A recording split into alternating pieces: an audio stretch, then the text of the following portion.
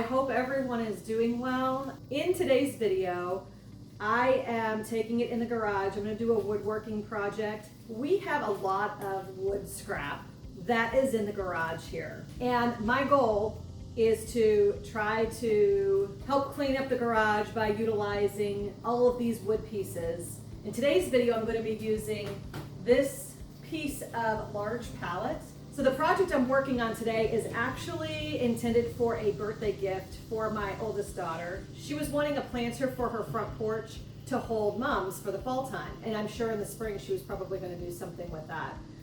She was wanting it in such a way that 3 mum pots will be able to be displayed in this. And I'll pop a picture of what the inspiration is on the screen so you can see what my intent is.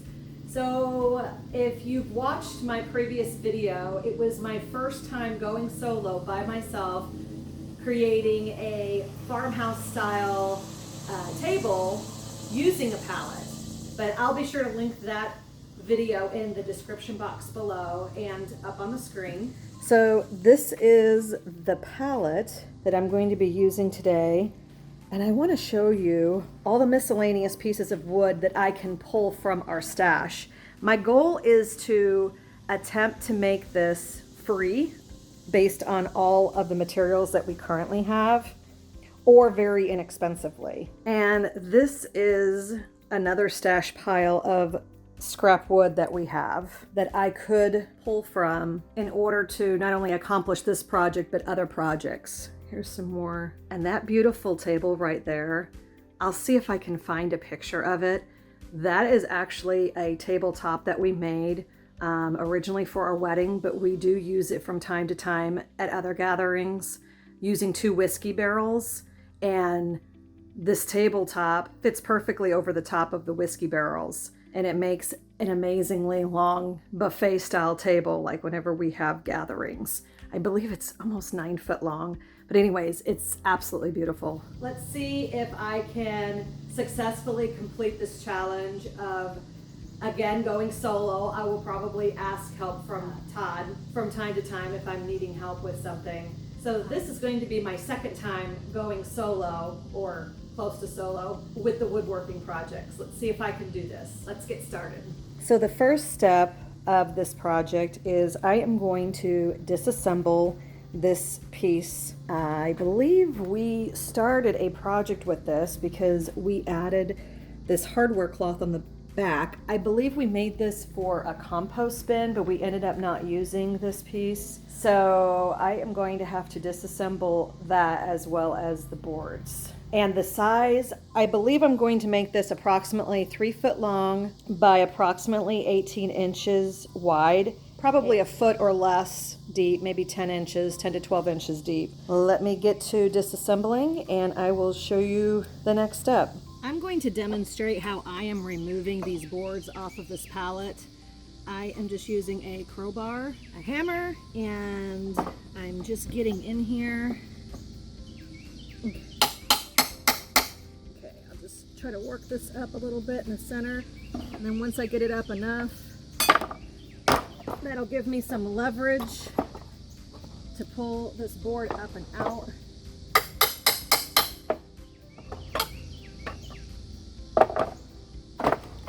Okay, so I got this board off. So that board, I kind of already started working it up. Now, be careful stepping on these. Make sure there's no nails, because that would be a bad thing if you got a nail stuck through your foot. I probably shouldn't be walking on these, but I can see that there's no nails.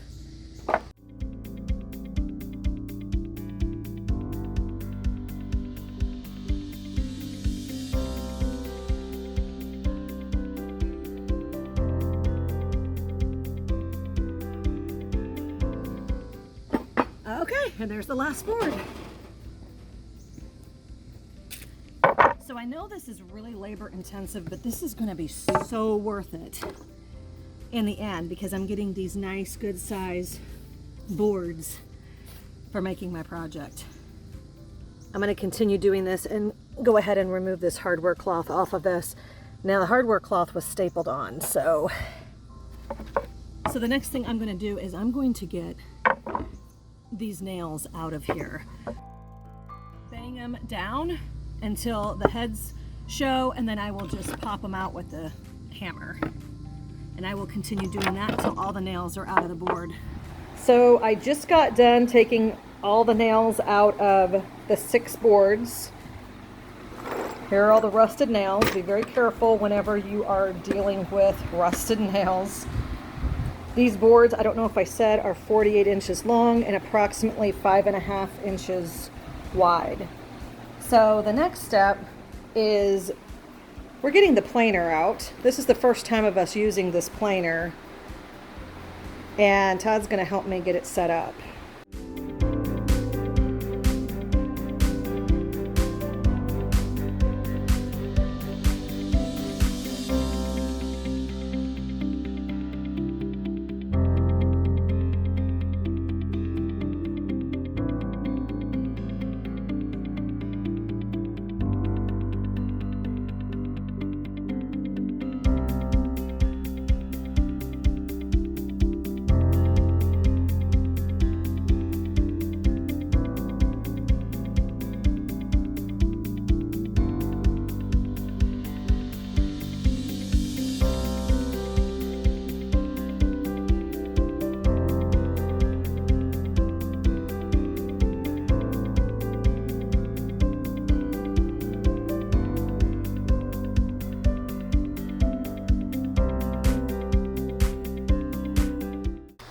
So here's the pile of sawdust. We ran the boards through probably maybe 4 to 5 times on each side, and that would have taken me a long time to do by hand. Something I probably should have mentioned is make sure you have safety glasses on and a mask, and also never stand in front of the board in the direction that it's moving in case the machine catches it and it flings the board out. So a couple of safety things. Safety glasses, masks, and never stand right in front of the board. So on a side note, so this is oak, and after it sanded it down, it was super rough when we first started, but it is maybe not perfectly smooth, but I don't feel like I'm running a risk of getting splinters now. And this wood is absolutely beautiful. I am actually thinking about maybe changing my mind on what I'm going to do with this oak wood. I might make a bench for her, because I know that was one of the things she was showing that she wanted for decor on her front porch.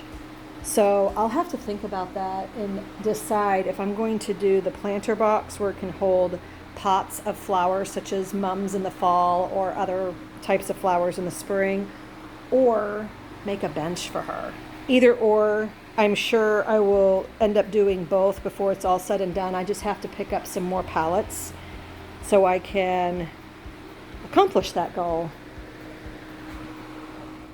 Okay, so I have the boards measured out to 35 inches and then about 13 inches. So I will go ahead and get those cut and I'll be right back.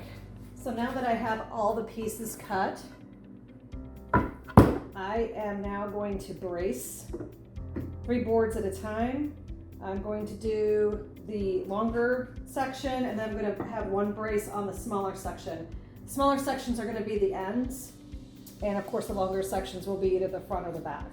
Let me get that done and I will be right back. Okay, so I ended up using 2-inch screws to screw the braces on, and we've got our first side done.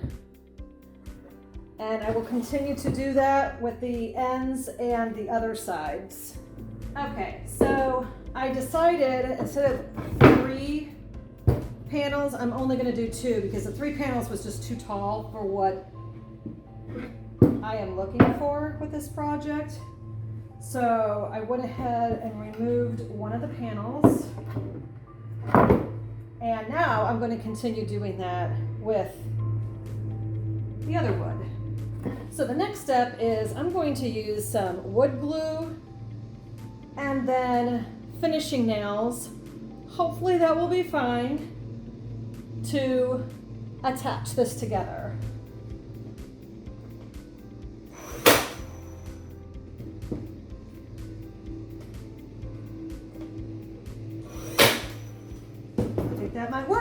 continue doing that until I get it all pieced together. So these were the boards that were attached to that hardware cloth that I removed. The staples are still in here. I am going to brace these two boards together, and this is actually going to be the bottom of the box that I just built.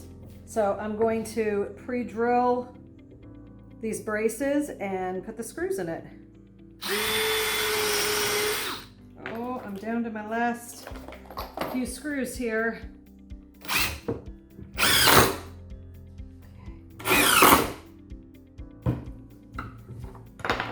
Test this again. Oh yeah. So I'm at the point in the project where I have my box framed out and the bottom of the box braced together. This is the flower box but upside down, and I'm going to go ahead and place the bottom of the inside of the flower box on top of it. And I am just going to make sure that I have coverage on all sides because this is a very rustic flower box stand. And I'm going to tack it down, and I'm going to pray that I get it in the right spot. So let's get going.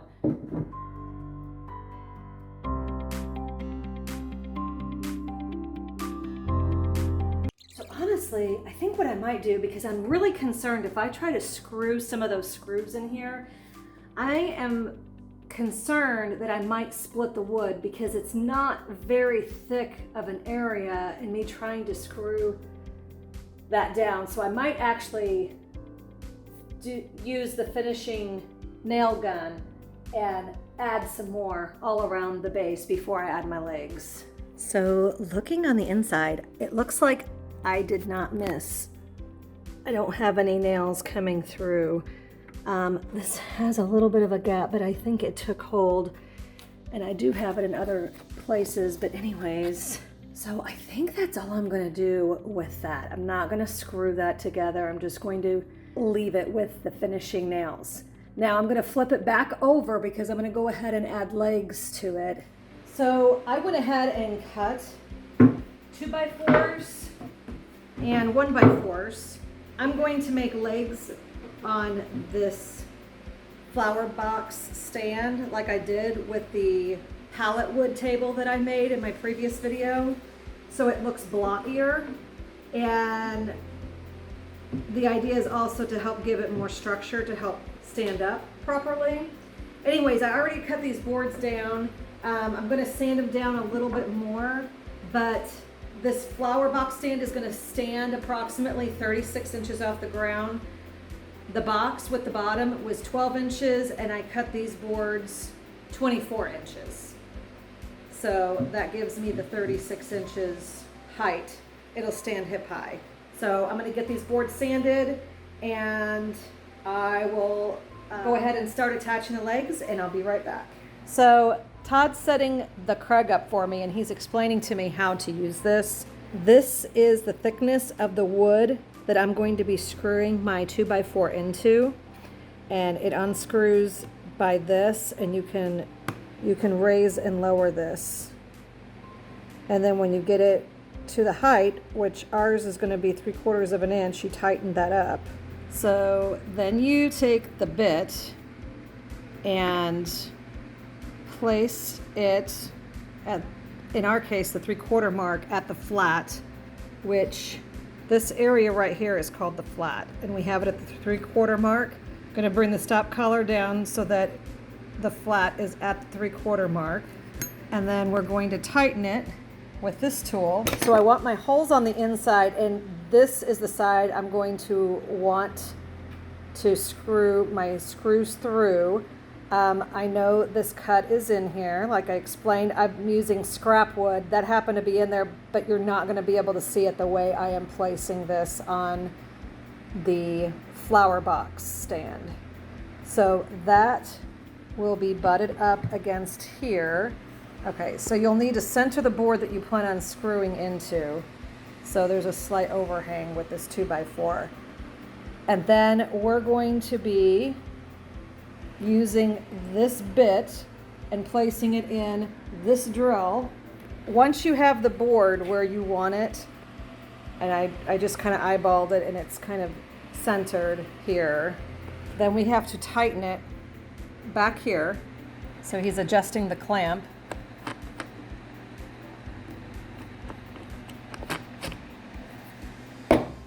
So it's a tight fit. So now it is snugly fit into place. The bit is now in the drill, and I am going to use these as a guide to drill the pocket holes in the 2x4. I'm going to use hole A and C. Hole A and hole C. Okay, so here we go.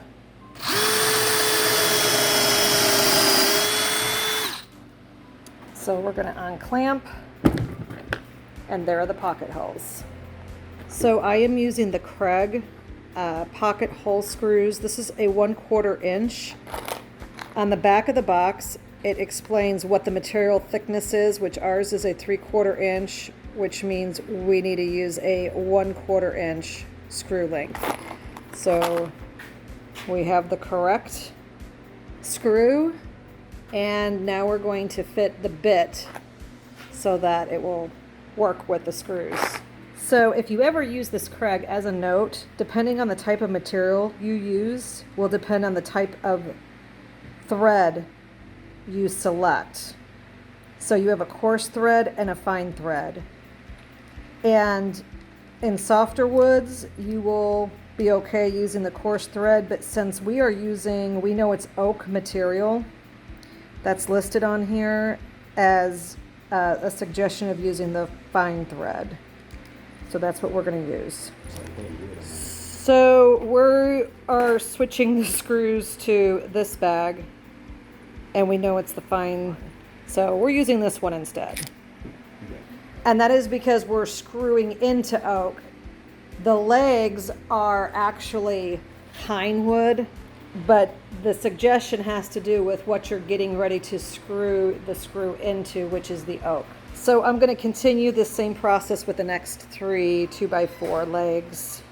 So on this next step, like I said, I'm going to piece the 1x4 and the 2x4 together to kind of make it a blocky leg.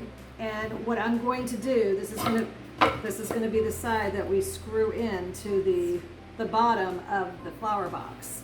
So what I'm going to do now is I'm going to add wood glue just to the edge that will be touching the side of the 2x4, and I'm going to come back in and just do finishing nails down the side, and I'm going to let this set overnight before screwing it in to the base. So I placed my wood glue on here, and now I'm going to place the 1x4. I'm going to make sure it's flush on this side because this is where it's going to be touching the base of the flower box to screw it in.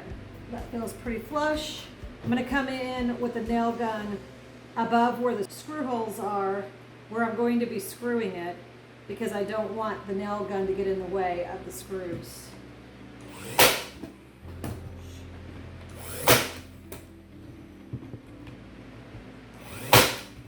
So that is going to be one of my legs. I'm going to continue doing this until I have the other 3 finished.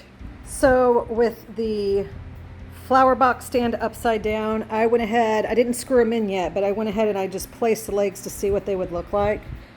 Granted, it's upside down, but you kind of get a general idea. And I did a boo-boo.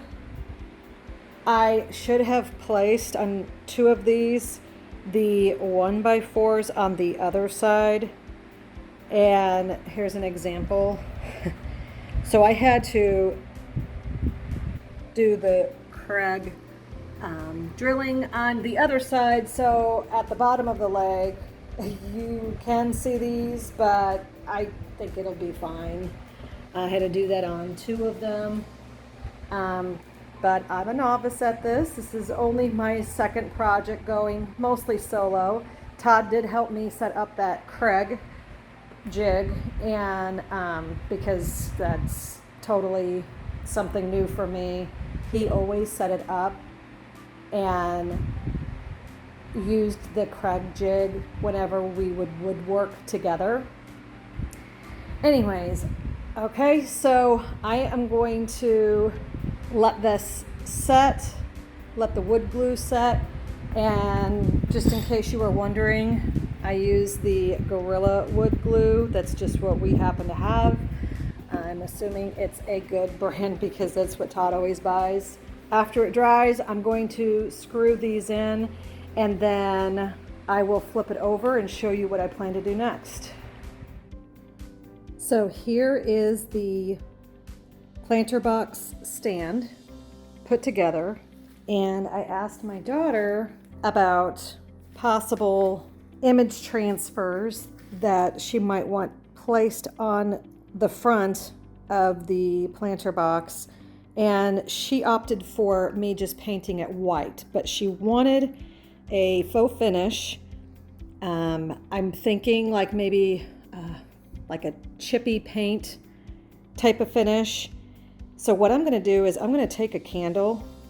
With the candle wax, I am just going to rub it in different areas, like in the corners and various places on the planter box, so that after I paint this white, and when I come back with some sandpaper, the areas that I rubbed it with wax should come off a lot easier. And I'm going for that chippy paint look. So I'm going to go ahead and get going on that, and let's see how it turns out. I'll probably give it a couple of coats. So for this, I have leftover paint from other projects we've done. This is a Valspar Defense. It's got, it claims it's a 1-coat exterior paint with primer, and it's got advanced water beading technology. So let's see if it only takes 1 coat. This is the first coat of paint. That might be the only paint I do.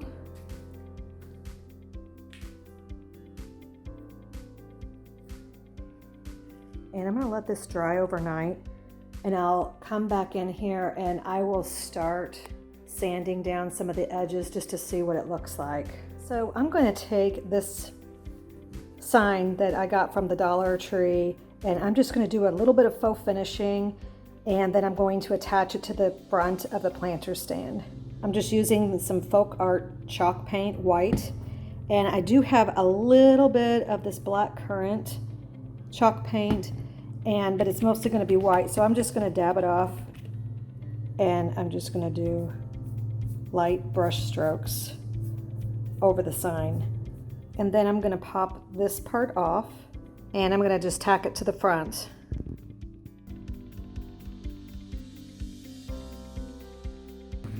Okay, so I tacked it on, and I just kind of threw in some mums and some of my pumpkins I had in the house, and here's the final product.